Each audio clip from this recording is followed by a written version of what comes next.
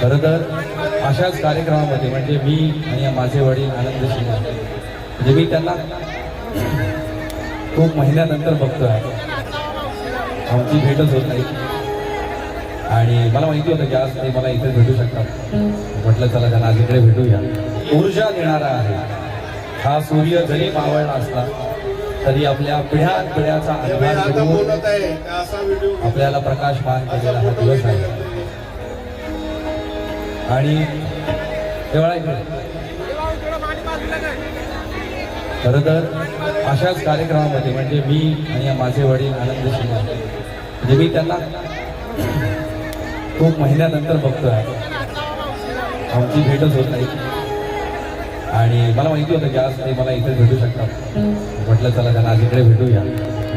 बघा बाप बाप होता और जिसका बाप आनंद शिंदे होता है उसको और दूसरा कुछ नहीं चाहिए होता है. कारण समाजामध्ये किंवा मराठी इंडस्ट्रीमध्ये एकच आनंद शिंदे आहे. आमच्यासारखे आदर्श शिंदे उत्कर्ष शिंदे हजार जरी एका गोरीत टाकले तरी एक आनंद शिंदे होऊ शकत नाही.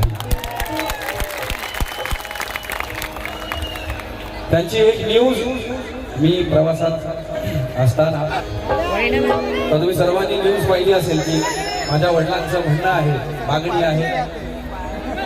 आज तुम्ही पाहिलं असेल की दादरला चैत्यभूमी हे नाव मिळालं पाहिजे, बरोबर आहे, आणि नागपूरला दीक्षाभूमी. आता बसल्या बसल्या मी विचार केलाय काय गाव, पण त्यांचं जे म्हणणं आहे ते काय आहे. कारण आता जे सरकार आहे ते नाव बदलण्यात पटाईत आहे. तुम्ही बघितलं असेल